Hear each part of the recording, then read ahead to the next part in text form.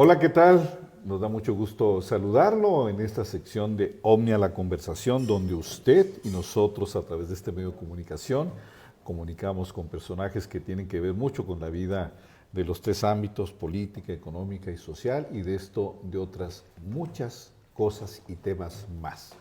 Y en esta ocasión nos vamos a platicar con nuestra paisana, la secretaria de Organización del Comité Ejecutivo Nacional, la política en Chihuahua más destacada ahorita en líderes nacionales, que es la licenciada Graciela Ortiz, segunda vez que nos recibe y le agradecemos que lo haga en su casa, y vamos a platicar con ella de temas sustantivos que hoy por hoy están mucho sobre la mesa, y qué mejor que hacerla con ella en lo que usted va a escuchar de las preguntas de Omnia a la Conversación. Graciela, muchas gracias por recibirnos otra vez aquí en tu casa. Es tu casa, Muchas gracias. Toño, tu casa, la de todo tu equipo y la casa de todos los amigos. Gracias por ofrecernos esta oportunidad de platicar contigo. No, y con Omnia, y sobre todo la fluidez y lo libre que es este tipo de conversaciones en las preguntas. Que luego suele ser un peligro. Que buscamos la respuesta. Bueno, tú eres Claro, colega. claro. Tu origen es periodístico, de la misma casa donde venimos todos, y que agradecemos siempre en eso. Pero bueno, vámonos al grano porque el tiempo es corto. Es muy importante y en el momento oportuna esta plática por todos los temas que comentamos, se están discutiendo a nivel nacional. Y uno de entrada muy preocupante, de actualidad, de gran controversia, y no muy llano el tema para entenderlo bien por lo complicado que es sin duda el tema de la reforma del Instituto Nacional Electoral. Estamos ahorita con un anclaje de discusión pública muy importante, y donde el PRI, déjeme decirle que Graciela es en la estructura del partido el segundo en importancia después del presidente del Comité Ejecutivo Nacional, este personaje tan multicitado como ese Alito Moreno, en ese organigrama del partido a nivel nacional. En el tema de la reforma del INE, ¿cuál es la posición que va a adoptar el PRI concretamente, después de que estamos saltando, después de muchas confusiones, como el tema de la militarización? Manda el presidente dos grandes monstruos de temas para que todo lo discutamos, nos hablemos también sin conocimiento de causa, que es el tema del INE más grave, téngalo usted en consideración. Para que todos estemos muy entretenidos, mientras la inseguridad, la economía, el problema social, la migración, caminan asimétricamente por su carril, creando situaciones de crisis, tormentas muy críticas. Pero volviendo al tema de la pregunta y abriendo la conversación, ¿cuál es el criterio del PRI en este tema? ¿Se reforma el INE, lo destruyen o no? Absolutamente no. Mira, ha sido muy claro el presidente del partido, la propia secretaria general del partido, que también es diputada, y los 69 diputados que integran la fracción parlamentaria del PRI, en el sentido de que no van a votar la iniciativa del presidente, menos en lo que se refiere, en lo que toca al PRI, al INE. El presidente quiere desaparecer el INE y formar un nuevo organismo. Un organismo que ahorita quiere que se vote por la ciudadanía, en el caso de los consejeros, y cuya integración esté en manos de la mayoría, que ahorita la tiene Morena, y no en manos de los ciudadanos, como es el caso de la integración y de la conformación actual del INE. Ese planteamiento que hace el presidente en su iniciativa, por ningún motivo va a pasar por parte del PRI. Ha sido muy claro el presidente, han sido muy claros los diputados y las diputadas, que lo fueron también con la reforma eléctrica, y así lo votaron. Tú recordarás que también había dudas en aquel entonces. Así ahora han dicho exactamente lo mismo. No vamos a hacer absolutamente nada que atente en contra de la integración actual del INE. No nos interesa en el PRI, y esto lo quiero yo dejar muy claro, el tener una reforma electoral. La que está funciona y puede llevarnos muy bien hasta la elección del 2024. Si hay cosas que mejorar, pues no nos oponemos a que se mejoren, pero lo que no se va a tocar por parte del PRI, lo que se va a votar en contra por parte del PRI, es el intento del presidente de desaparecer el Instituto Nacional de Elecciones y crear un organismo a su modo y desde luego que atienda sus indicaciones. El INEC ya hasta lo bautizaron, Instituto Nacional de Elecciones y Consultas. Claro. La de la mano alzada. Claro.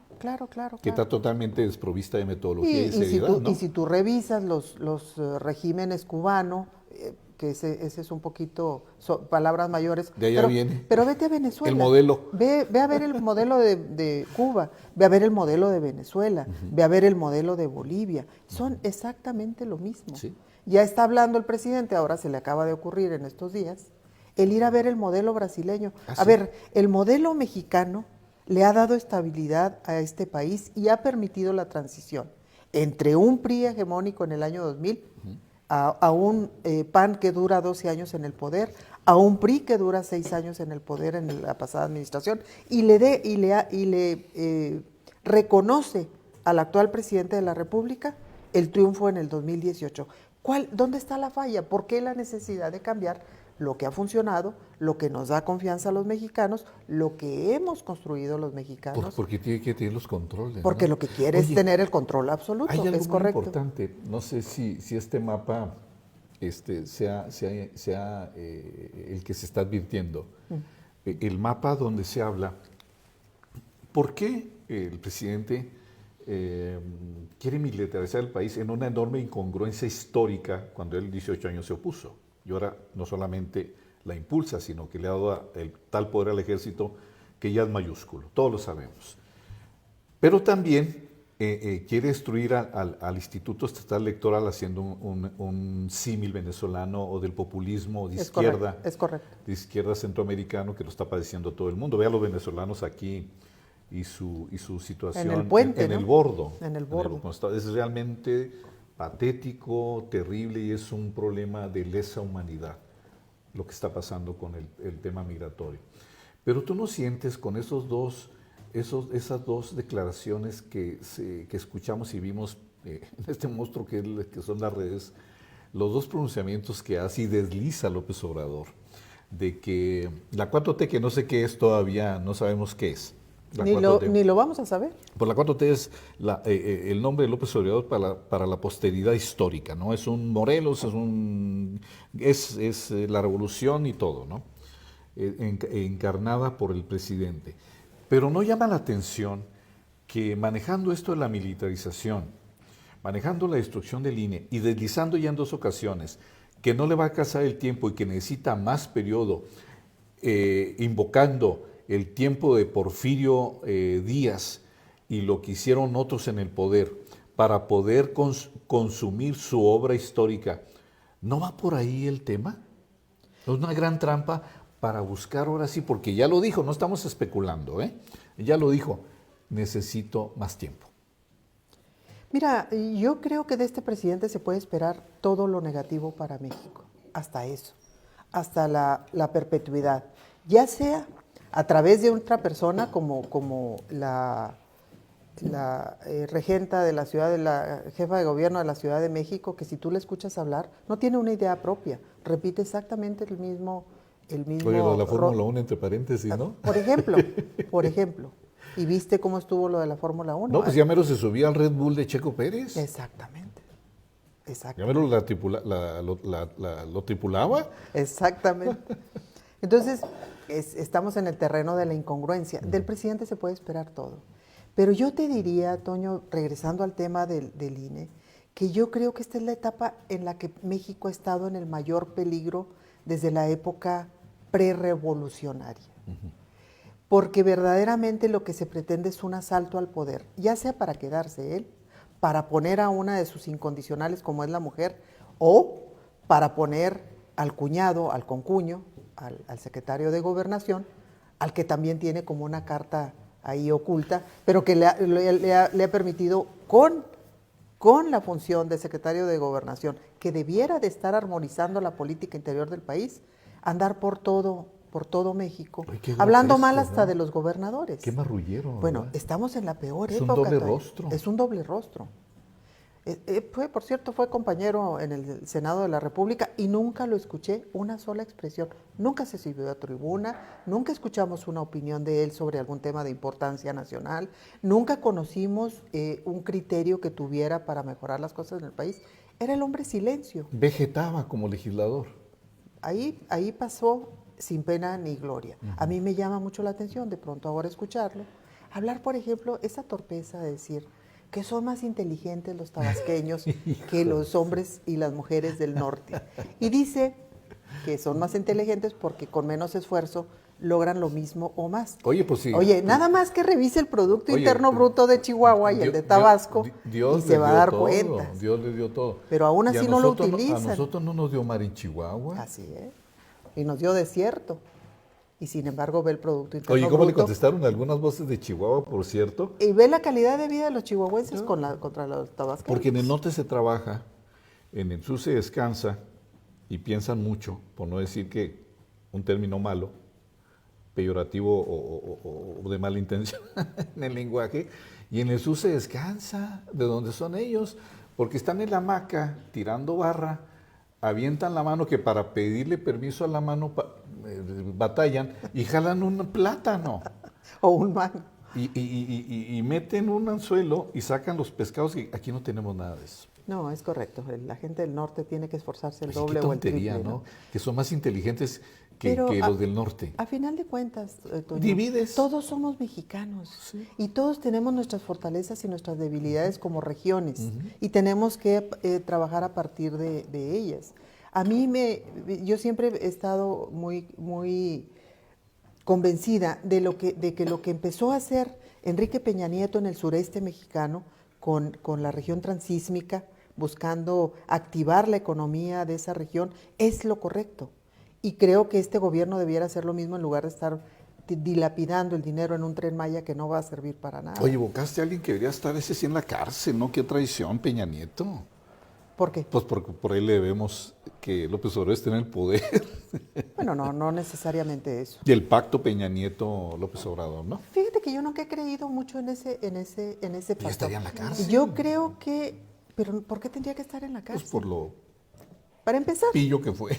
No, para empezar. Incompetente Para pillo empezar, y traidor. Para empezar, yo no comparto esos criterios tuyos, pero... No es criterio, es pregunta. No, déjame hacerte un comentario. Para empezar, todavía en el sexenio de Enrique Peña Nieto y en los dos del PAN anteriores, y desde luego en los anteriores del PRI, había reglas y normas, por ejemplo, para la contratación. ¿Sabes tú el manejo de efectivo que tiene el país hoy en las obras del gobierno? Nunca lo hubiera yo pensado. Es espeluznante lo que está pasando. Sí, una corrupción Total desbordada. opacidad, corrupción desbordada y además obras que realmente no le sirven al país. Yo comparo todas y cada una de las obras que hizo Enrique Peña Nieto, hasta Calderón, que no es una gente que sea de mi simpatía, que fue un gobierno que hizo también infraestructura, hasta Vicente Fox, que siempre pensé que era el epítome de la frivolidad, conservó al país sus instituciones, sus programas, sus políticas públicas, en mayor o menor medida. Esas tres administraciones, PAN, PRI, conservaron al país en una ruta de crecimiento, de desarrollo. Todo eso se acabó. Entonces yo no entiendo bien cuál es esa cuarta transformación. En el fondo, no se trata de compararse con los héroes como Benito Juárez. Él sabe su tamaño. En el fondo de lo que se trata es de convertir a México en la nueva Venezuela latinoamericana con todo el poder que tiene este país. Este país es el 15º en la economía mundial, es el número 15. Solamente hay 15 países delante de nosotros en cuanto a fortaleza de su economía. ¿Y éramos el 11? No, éramos el 14. Pero llegamos a ser el 11. Llegamos a ser Con el Salinas. 11, es correcto. Es correcto, sí, es correcto. La 11ª potencia mundial económica fue México. Es correcto, lo que pasa es que también otros países han crecido, creció Turquía, creció Corea del Sur, ellos fueron haciendo al igual que nosotros el esfuerzo de fortalecimiento de sus estructuras y de su conexión con el mundo y lograron lo que han logrado. Pero todavía hoy, a pesar de este gobierno, seguimos siendo el 15. Si las cosas Porque siguen es como van, asimétrico, ¿no estás de acuerdo? Es asimétrico, totalmente, ¿no? totalmente. Es porque los sectores siguen trabajando por su parte, Totalmente. no por el gobierno. Es a pesar del gobierno. Es a pesar del gobierno y aún en contra del gobierno. Ve el área eléctrica, totalmente devastada, y aún así sigue produciendo energía para que el país no pierda su paso en el crecimiento y en el desarrollo y en la generación de empresas a través de una electricidad más barata que la que pueda ofrecer la Comisión Federal de Electricidad. Oye, regresamos al tema, aunque fuiste tú muy leal en tu periodismo con un tipo tan nefasto como Peña Nieto, ¿no? Que sí debería estar en la cárcel. Y déjame hacerte un paréntesis, porque yo quiero rescatar de esa administración lo que creo que es positivo. La frivolidad. No, tú sabes que no, la frivolidad no será nunca un ¿cómo tema que yo ¿Cómo lo puedes defender si defiendo? por él está López Obrador en el poder? A él se lo debemos. Pero déjame decirte una cosa. Desastroso. Déjame decirte una cosa. Las reformas que impulsó Peña Nieto, y lo he platicado contigo, es más, aquí mismo lo platicamos en la No ocasión sirvieron anterior. para nada las reformas. No sirvieron porque el gobierno las está devastando. Oye, pero, lo de la CB, ¿qué cosa? Pero parte de esas reformas son las que le dan estabilidad al país. Ahorita el tema de telecomunicaciones fue por esa reforma. Es que tú subías a tribuna a defender también los temas, los mascas Claro, bien, ¿no? claro. Los conozco muy bien, los defiendo porque sé perfectamente la ruta de progreso que le abrieron al país. Si no tuviéramos esas reformas, México estaría ahorita en una muchísimo peor condición de la que está con este gobierno. Por eso te digo que hay claroscuros en todas las administraciones. Desde luego la de Peña Nieto tuvo esos oscuros, pero también hay que rescatar lo que al país le dio de plataforma para crecimiento y para desarrollo. Oye, la corrupción de Videgaray y de Miguel Ángel Osorio Chong y del propio gobernador, que lo citan mucho, Reyes Baeza, nuestro paisano, ahí tampoco hay ninguna consecuencia, ni críticas, o que active ya el PRI su Comisión de Honor y Justicia, que no existe, que no opera. No, sí opera, sí funciona, pero acuérdate que la Comisión de Justicia Partidaria, que es la que en realidad existe estatutariamente hablando, tiene abiertos expedientes por denuncias y planteamientos hechos por militantes. No opera per se, no opera de oficio, porque además no lo permite el sistema electoral mexicano. Opera a partir de que haya una denuncia. Entonces, ahí están funcionando. Acuérdate que se han expulsado ya varios exgobernadores. Pues está el de Chihuahua también, ¿no? Por ejemplo. César. Por ejemplo, claro. Por ejemplo, sí está su expediente procesándose para la expulsión.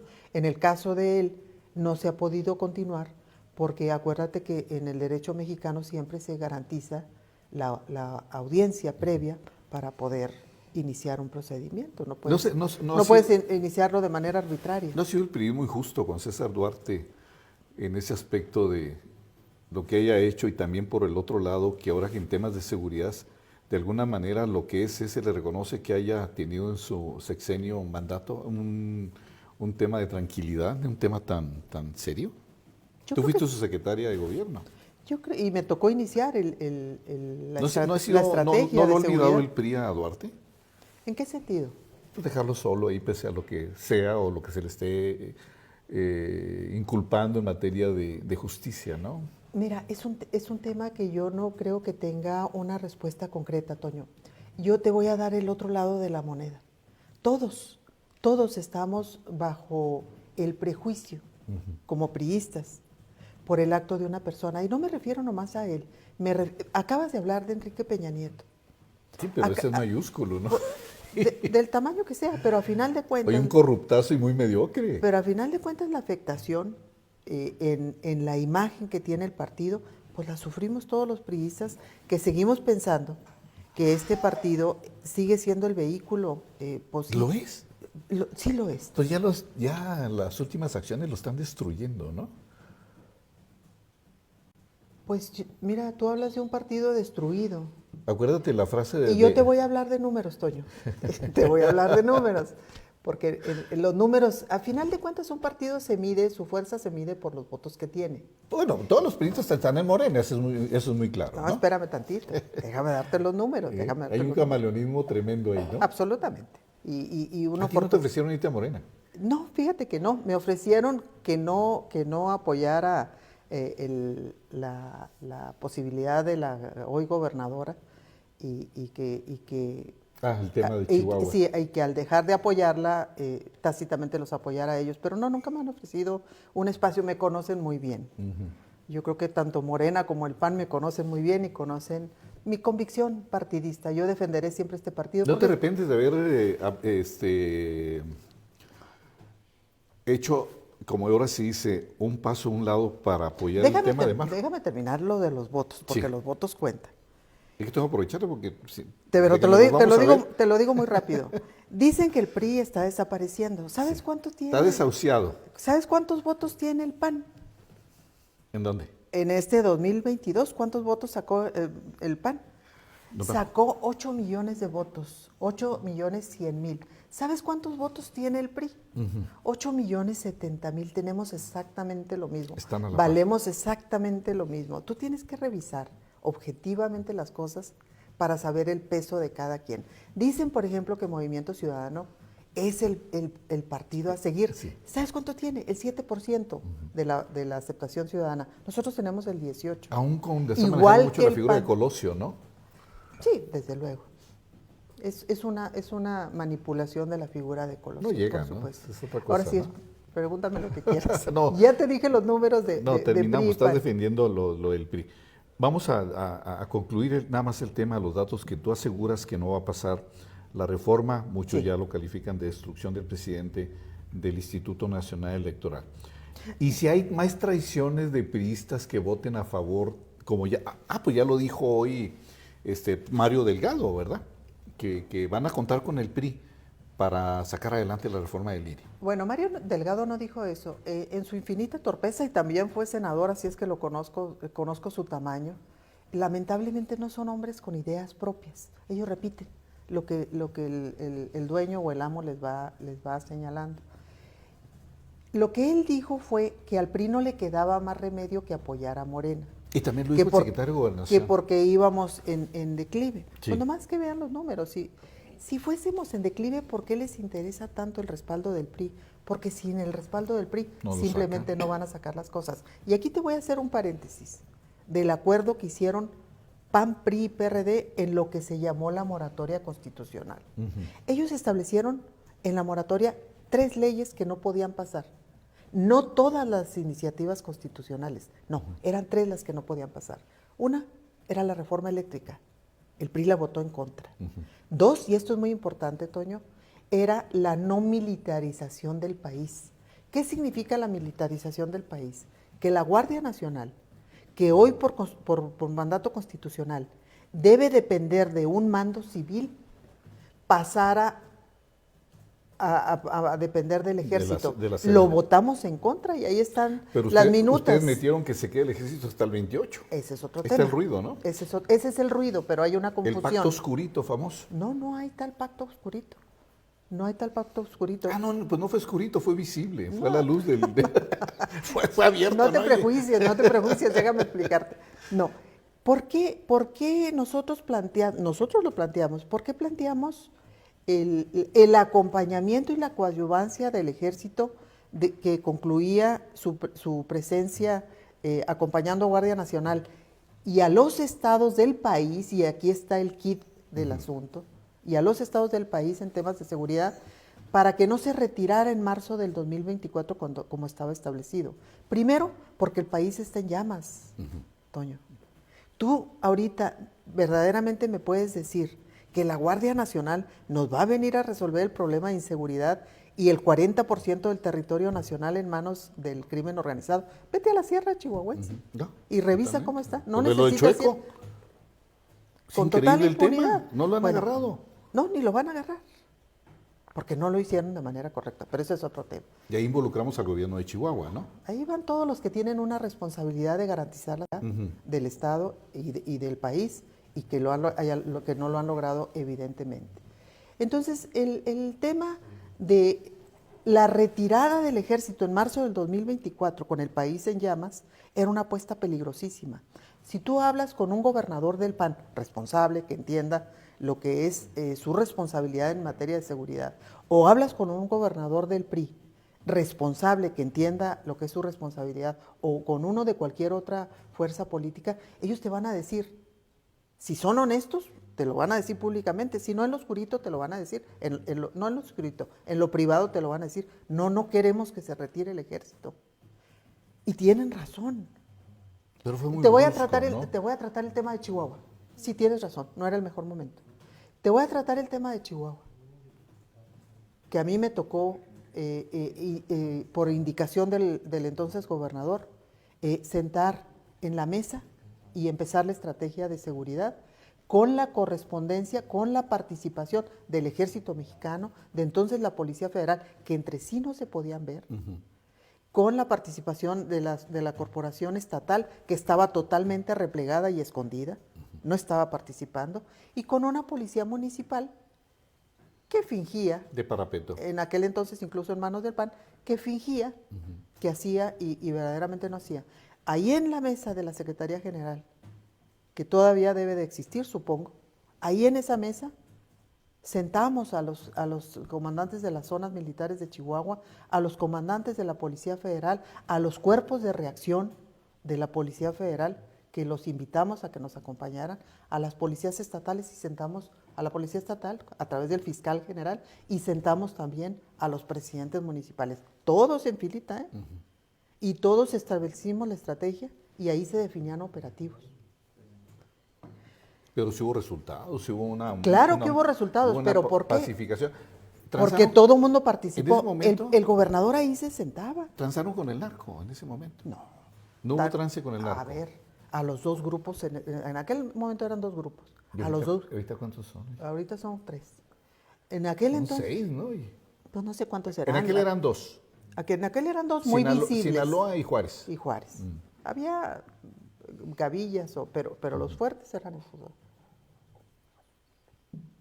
A los dos se les afectaron, se les detuvieron, se arrestaron a personas que estaban poniendo al Estado en una condición de total violencia y desbordamiento y estallidos de violencia constantes en los dos lados. Es que volvemos al Por eso punto. se pacificó. Ustedes en esa administración, incluso, pese a lo que se diga, porque lo que se dice y lo que tiene fundamento ahí estará para todos, no únicamente para eso, el efecto de todo el mundo y sus acciones, lo que hicieron con Juárez, lo reactivaron.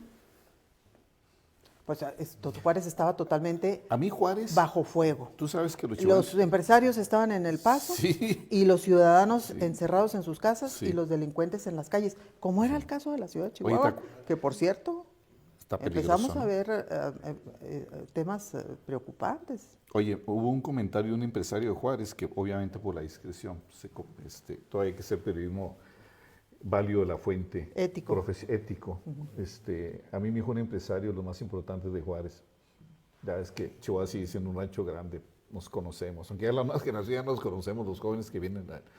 Dice, Es cierto. en una plática con él me dijo, lo único que faltó en Juárez fue ponerle el candado,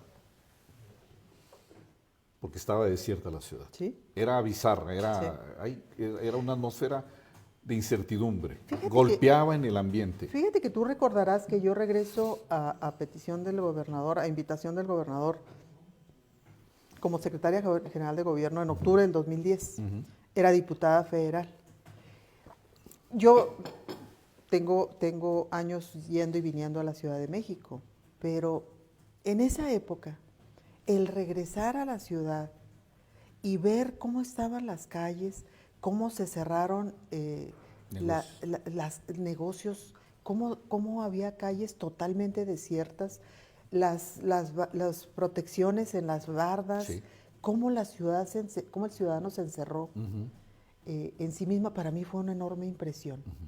Para mí fue una enorme impresión el ver cómo empezaban, no sé si recuerdas a una comandante mujer, que la asesinan prácticamente enfrente de su niña.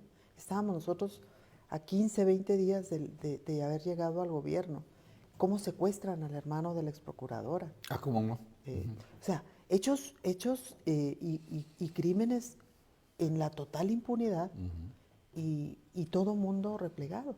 A mí me iban a visitar empresarios o gente de la sociedad a la Secretaría General para hablarme de secuestros porque no se atrevían a que los debieran entrar a la Procuraduría entonces, y Fiscalía ya con ese gobierno.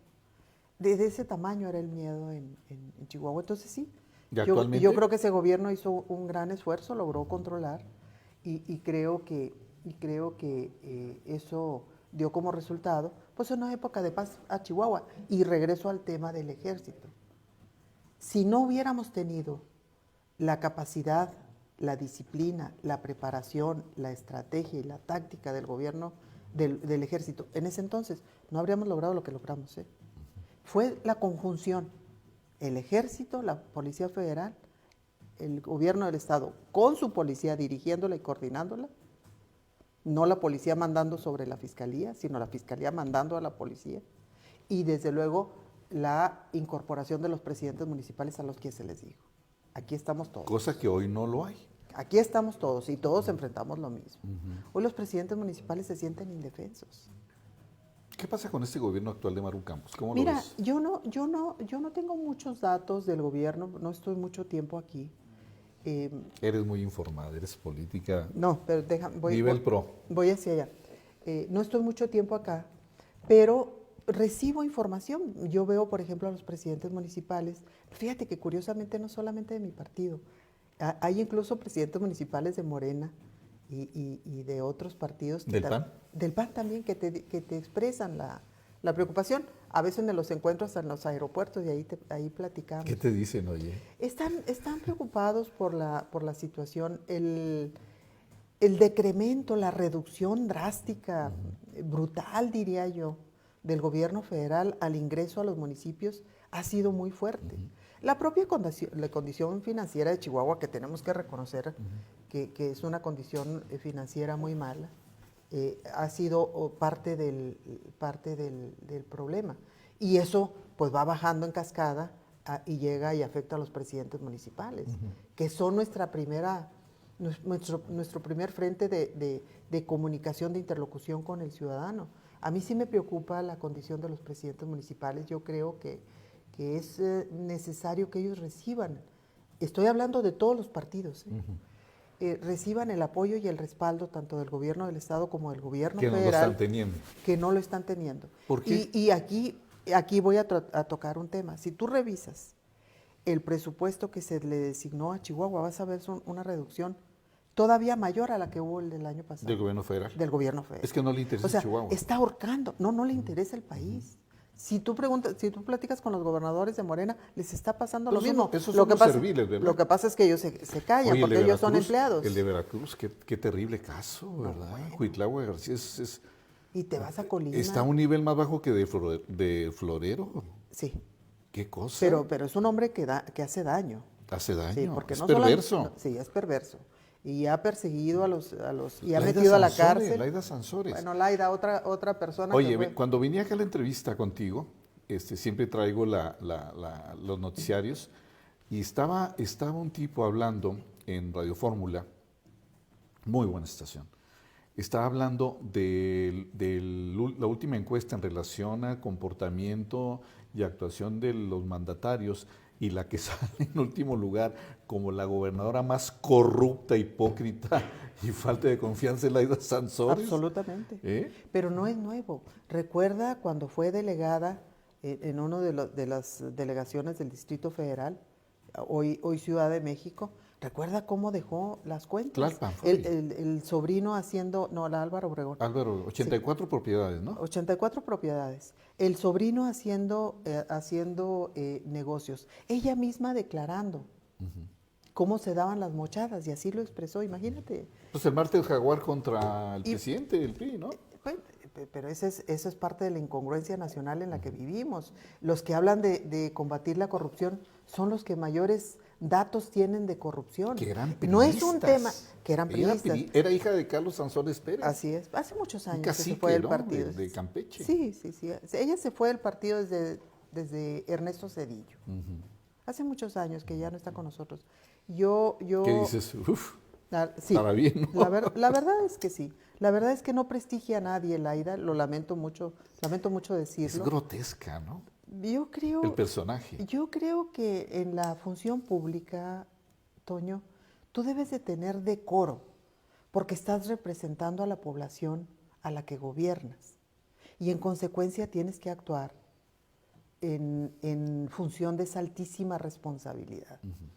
Los gobernadores, en este caso la gobernadora de Campeche, tienen una obligación ética y política y moral con sus ciudadanos. ¿Cómo te prestas a esas actuaciones solamente por un tema de orden político, como fue el caso? ¿Cómo reduces tu investidura a esos extremos? De verdad yo no lo entiendo. Nosotros fuimos formados y forjados como priistas en el respeto a muchas cosas, entre otras, el respeto a la institución, el respeto a la investidura, el respeto a las formas, el respeto al Estado de Derecho que debe de regirte.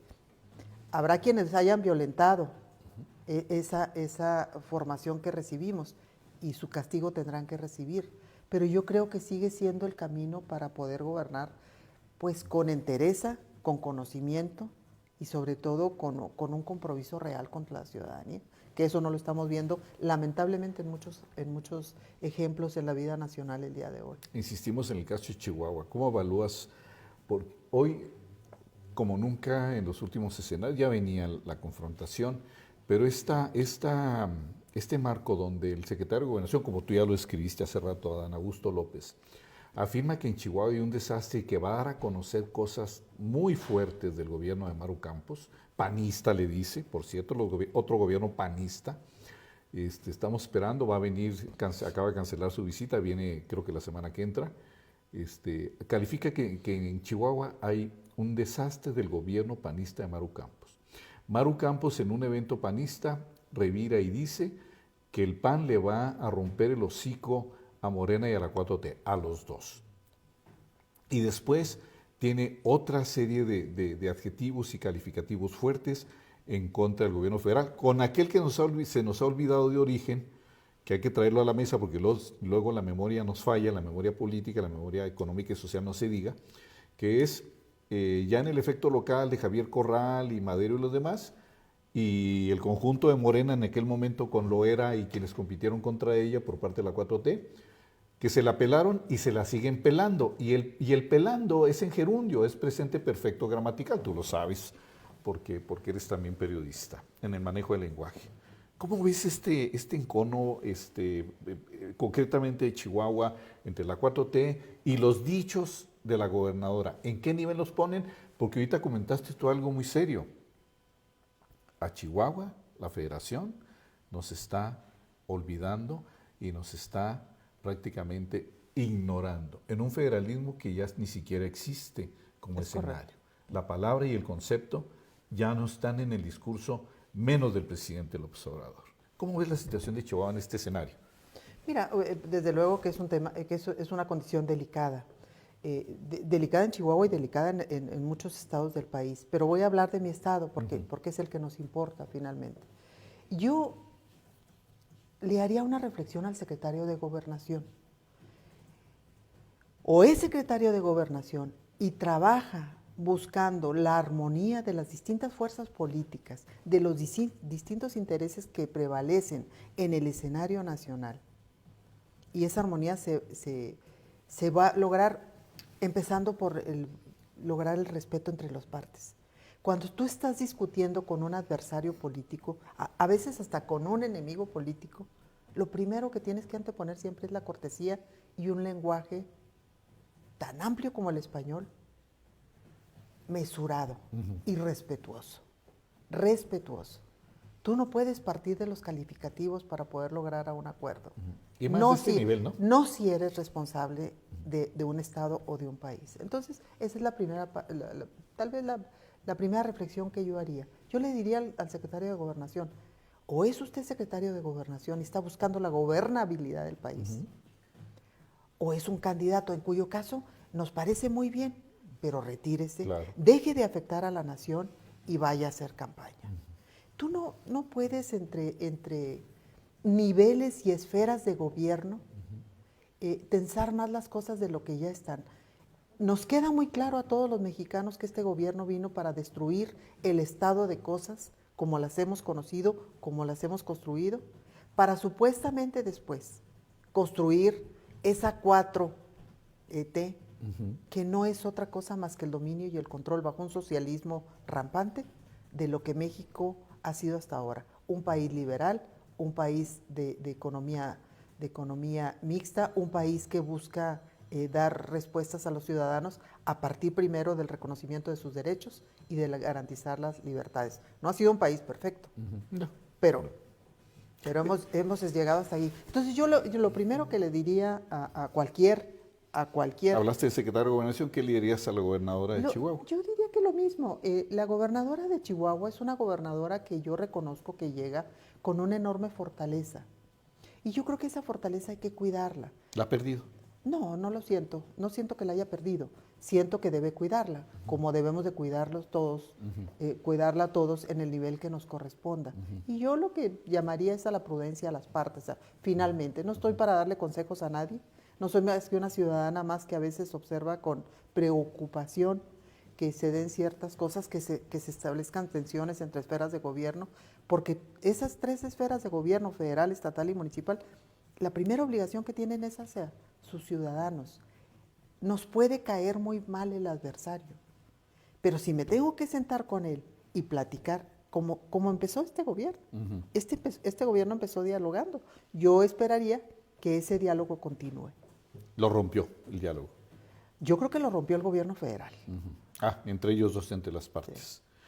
Sí. ¿Cómo ves situaciones ya específicas como el golpeteo hasta por una obra de teatro que crea el otro teatro político en los enfrentamientos, como es esta discusión hoy por hoy, que ha incluso mandado un segundo término en Chihuahua el tema de la militarización, que es la obra de teatro La Golondrina y su Príncipe? ¿Cómo lo ves, esa serie de fenómenos que escalan a estos niveles de enfrentamiento y que concentran gran parte de la polémica y la opinión? Mira, hace rato dijimos que las palabras importan. Las palabras tienen un peso y una vida propia y generan una palabra o una frase, te genera una reacción positiva o negativa. Y justamente es lo que creo que está pasando. Creo que la polarización que viene desde arriba y se sigue continuando en los niveles y segmentos de la sociedad, han ido generando una crispación innecesaria. El tema de la obra de teatro, no conozco muy bien los pormenores, no voy a entrar al detalle. No, desde luego que no. ¿No tienes tiempo? No. ¿Cuándo es? El 8 de noviembre. No, estaré. Sí, el 7 es el ejercicio final y el 8 empieza la obra. No, 8 o 9. Estaría fuera. Pero a final de cuentas, lo que me parece es que lo que tenemos que rescatar es la mesura y el respeto en el uso de la palabra, para que esa crispación no se siga dando. A nadie nos beneficia, Toño. A nadie beneficia. Es lo que más se incita, ¿no? A diario. Y es lo que más debemos de cuidar, que no se dé. Ya viste que acaban de sacar, aparte de esto de Laida Sansores, el dato muy concreto, que ya empresarios de Chihuahua lo hayan dicho, ¿eh? ¿Lo de qué? El dato de que el presidente nomás tiene las mañaneras y de ahí se va la milonga. Salió en Guacamaya Leaks, ¿verdad? Sí, salió en Guacamaya y le pegó tanto al presidente que hoy le dedicó casi 3 horas a la mañanera, porque la gente se preguntaba, bueno, ¿qué hace el presidente después del rollo que se avienta en la mañanera, que es puro insultar, puro agredir, un lenguaje muy soez, a veces peyorativo, con los que no son de él, y pontificación histórica que en la mayoría de los datos históricos y pasajes erra y miente? Pero en el resto se va a jugar béis, se duerme a las 12 del día en el Palacio Nacional, pues no tiene donde dormir, pues es un palacio, no hay problema. ¿Cómo ves que la agenda del presidente? Mira, si eso es cierto, pues obviamente. Pues se lo acaban de sacar. Obviamente muy delicado, ¿no? Es un informe del ejército. Es un perezoso. Sí, lo vi. Vestido de un tipo que se levanta en las mañanas. Pues ¿quién no nos levantamos temprano en la mañana? Pues tú, un servidor, para ver la síntesis, cómo amanece el día, y también por disciplina de lo que hemos hecho en nuestra vida de trabajo, ¿no? Claro. Un servidor duró casi 20 años en la radio, hay que se levantase a las 5, si no, no llegas. De Radio Universidad. De Radio Universidad, ¿te acuerdas aquellos ayeres? No. Pero bueno, así es la vida. Tenemos muchas cosas que platicar. Yo te preguntaría, a reserva de seguirlo haciendo, y estamos cumpliendo la vez pasada que hicimos esta entrevista con Graciela. Terminar de redondear algunas opiniones tuyas. Pero para finalizar, unas últimas preguntas. Ya los partidos están haciendo pasarelas de candidatos. El tuyo ya tiene varios, pero acaba de suceder un hecho. Volvemos a la vertiginosidad de los acontecimientos en este país. Qué velocidad de fenómenos. Sin duda. Que ayer se dio o ayer o antier, un comentario de que en el encono de Ricardo Monreal, y se lo preguntamos a Monreal concretamente en Chihuahua, un servidor se lo preguntó. Chivito. ¿Ustedes cacharían a Monreal como candidato de ustedes a la presidencia? Mira, yo creo que el PRI en lo particular, voy a hablar del PRI. Porque él era priista, acuérdate. Sí, lo fue, pero hace muchos años dejó también de serlo, desde los 90s. Y ya priista ya no es, se originó con nosotros, pero ya no lo es. Pero dicen es un hombre educado. Dicen que puede rescatar su credencial. Es un hombre educado, es un hombre formado, es un hombre capaz e inteligente. Y yo encuentro en Ricardo Monreal muchas virtudes como político. Creo que es de los políticos que este país necesita. Siendo un político que no está en nuestro partido, que es un político él se llama de izquierda, creo que contribuye mucho con su lenguaje, que es un lenguaje, si tú te fijas, que dice exactamente lo que tiene que decir, pero que no ofende ni insulta a nadie. No, es un animal político. Es exactamente el ejemplo de lo que yo llamo el buen uso del lenguaje. Tú ve a Beatriz Paredes, tú escucha lo que Beatriz Paredes dice.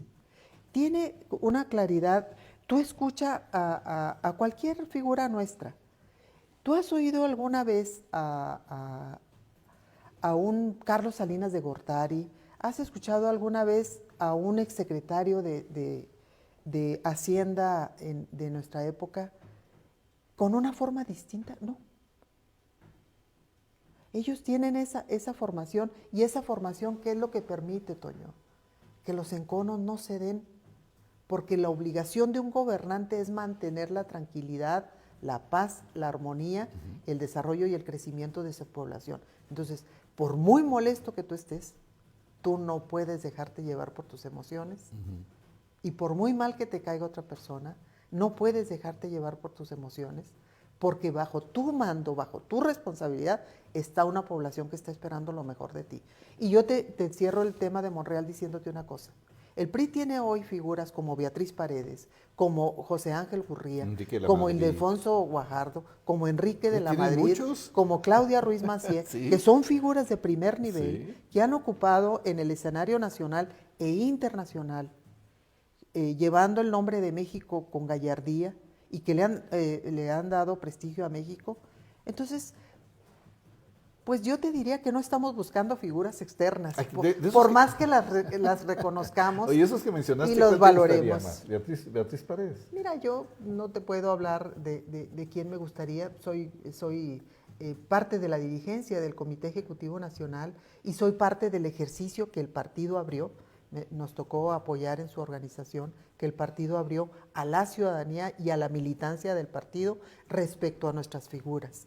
Y la decantación finalmente, pues yo el día que se dé un proceso electivo iré a dar mi voto, pero no puedo en este momento. Te la cambio la pregunta. No puedo en este momento expresar. ¿Cuál perfil de estos que manejamos es el más competitivo? Eso lo tendremos que medir en su momento. Todavía no hemos llegado a ese momento. ¿Cuándo lo miden? Yo creo que este es un tema que se va a ir dando en el 2023, hasta que definamos si vamos en alianza o no, hasta que definamos si entramos a un proceso de internas. Obviamente tendremos que entrar a un proceso de internas dentro del partido, pero no sabemos si vamos en alianza, qué mecanismo se seguiría con los otros dos partidos. No, yo no te diría que está fracturada, está funcionando y se está trabajando en ella para su integración y su conformación en Coahuila y en el Estado de México.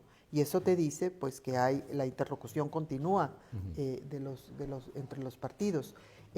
La indicación que el presidente Alejandro Moreno le ha dado a los 32 presidentes de comités directivos estatales en el país es: ustedes sigan observando en sus estados la posibilidad local de construir esas alianzas, porque algo que la militancia nos dijo a partir de las experiencias del 2021 es: la alianza no nos sirve si no vamos como pares y si no observamos el conjunto y si no establecemos, y esto es muy importante, Antonio, reglas concretas para la concreción, ya no solamente de la alianza en lo político electoral, sino de los gobiernos si logramos el éxito como coalición.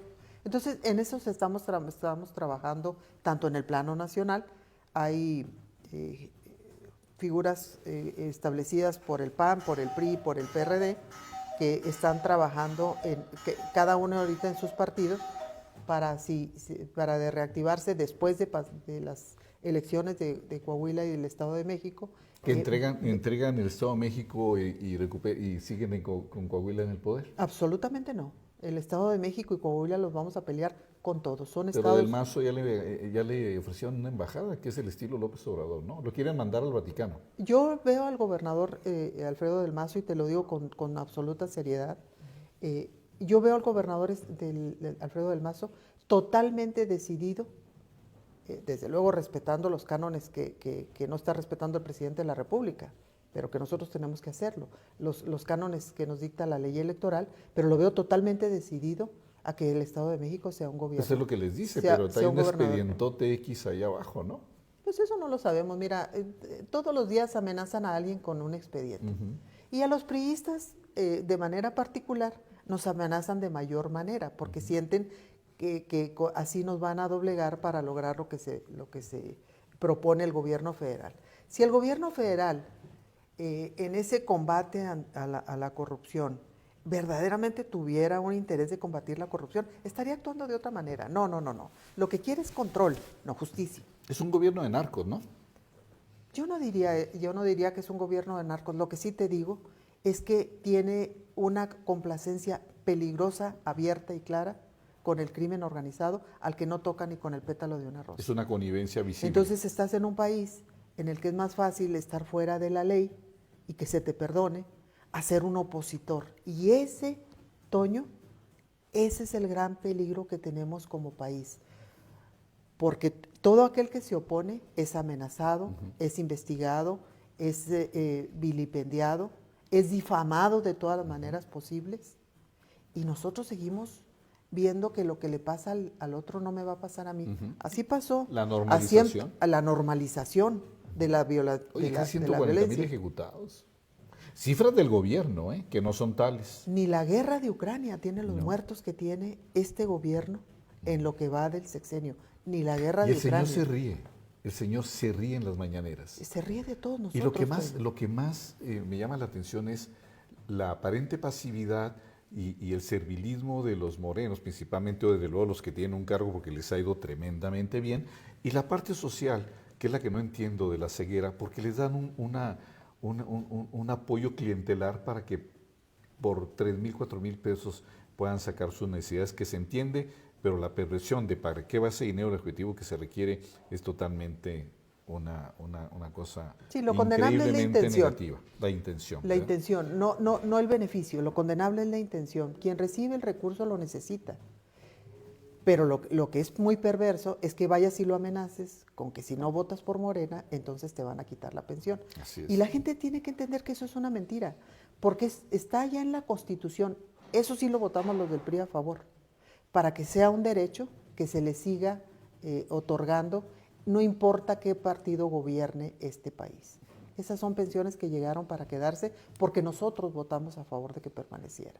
Muy bien. Graciela, pues en esta ocasión te agradecemos, es una plática amplia, cómo tenemos temas para conversar. Oye, somos un poquito dispersos tú y yo, ¿verdad? Tenemos bueno, el mismo... que vamos saltando porque luego hay muchos temas y queremos apretarlos en un solo tiempo, en un solo esquema. Muy bien, pero nos queda material para más adelante, ¿no? Tú invítame, yo estaré. Nos quedamos entre lo que nos dijiste, que no pasa la reforma electoral. No pasa la reforma electoral. El esquema de la militarización, con lo que tú comentaste, la crítica y el diagnóstico de lo de Chihuahua. Y el sentido de lo que ha sido toda la 4T y dónde está el PRI en estos momentos. ¿Y el PRI de Chihuahua existe también o ya no? Absolutamente, no solamente existe, ya renovaron todos sus cuadros en todo el estado.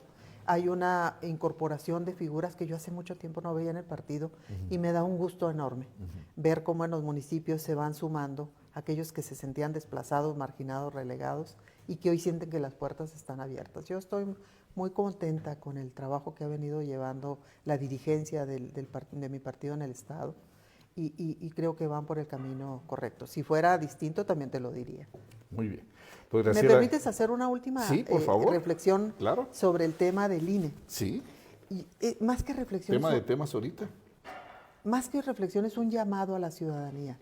Porque mira, ese es el cebo que nos pusieron enfrente para distraernos, como bien lo dijiste al inicio de esta plática. El riesgo que tenemos con el INE no es la reforma electoral, que no va a pasar en las condiciones en las que viene. El riesgo que tenemos es que el año que entra hay que cambiar a 3 consejeros, porque concluyen su vigencia, su periodo. Se va Ciro Murayama, Sí. se va Lorenzo Córdoba y se va Adriana Favela. No, pues los... Entonces van a llegar 3 que van a pasar por la mayoría de la Cámara de Diputados, y la mayoría de la Cámara de Diputados está en manos de Morena. Así es. El grupo opositor solamente puede valer su voto para efectos de reformas constitucionales. Entonces, ahí está el verdadero peligro. Como sociedad necesitamos despertar, Toño. Necesitamos empezar... Hay movimientos ya, hay un movimiento. Necesitamos... Veo en redes a Chihuahua que va a ir muy fuerte a la marcha. Pues yo espero que Hay que medirla. Mira, los chihuahuenses siempre hemos sido combativos y siempre hemos sido muy atrevidos y muy osados y muy valientes a la hora de defender nuestros derechos. Yo espero que los chihuahuenses sigamos defendiendo esos derechos y no permitamos el crecimiento de Morena, porque finalmente lo que está pasando está atentando contra todos nuestros hijos, contra nuestra vida, contra la forma de vida que conocemos. Entonces, es una invitación a la sociedad a reflexionar. No son hechos que estén pasando aislados y que no nos afectan, y el día de mañana podemos arrepentirnos si ahorita no le ponemos atención. Claro, totalmente de acuerdo contigo en el comentario que hago en la responsabilidad editorial de Omnia. Es correcto. Que esto también hay que precisarlo de esta manera. Es correcto. Bien, la licenciada Graciela Ortiz, secretaria de organización de esta cartera tan importante en el Comité Ejecutivo Nacional del PRI, y una política dentro de lo que tenemos en el ámbito nacional, pues yo creo que la más destacada hoy por hoy en este marco. Seguiremos platicando con ella. A usted le agradecemos como siempre la atención a esta conversación de Omnia, y desde luego que nos vemos en la siguiente, y pásela bien.